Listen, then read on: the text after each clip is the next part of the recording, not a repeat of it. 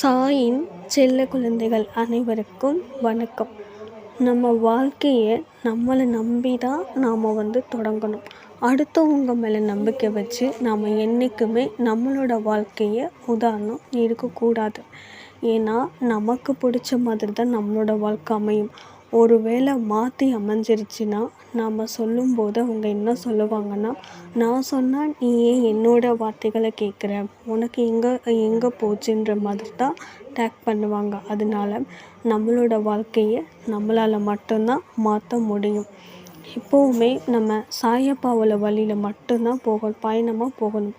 அவர் காட்டுற வழியில் நம்ம போனோன்னா நம்ம வாழ்க்கை ரொம்பவுமே அற்புதமாக இருக்கும். அதில் கஷ்டங்களும் இருக்கும், சந்தோஷங்களும் இருக்கும். நம்ம கையை பிடிச்சிக்கிட்டு நம்ம சாயப்பா வழித்துணையாகவே நம்மளோட கஷ்டங்களை தீர்த்துருவார். அதனால் எப்போவுமே அடுத்தவங்க வழியில் போகாமல் நம்ம சாயப்பா வழியில் போனோன்னா நமக்கு கண்டிப்பாக வெற்றி உறுதியாகவே இருக்கும். நம்ம எல்லாத்தையும் தாண்டி வரணும்.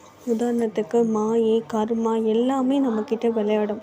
நம்ம ஒரு விஷயம் செய்யணும்னு நினப்போம், ஆனால் அதை செய்யவே கூடாது அப்படின்னு மற்றவங்க நம்ம பின்னாடி சொல்லிகிட்டே இருப்பாங்க. நம்ம கூட இருக்கிறவங்களும் சொல்லுவாங்க, நீ ஏன் அதெல்லாம் செய்கிற, உன்னால் அதை கண்டிப்பாக செய்ய முடியாது அப்படின்ற மாதிரி.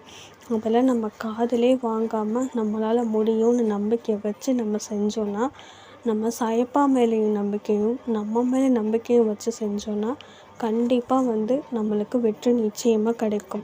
நம்மளுக்கு தோல்வியே வந்தாலும் அதிலிருந்து நம்ம எப்படி வெற்றி பெறலான்ற அனுபவத்தை நம்ம கற்றுக்கலாம்.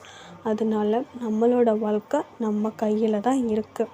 ஸோ சாயப்பாவை நம்பி நம்ம அவரோட பாதையில் பயணம் செஞ்சு நம்ம வாழ்க்கையில் வெற்றி அடையலாம்.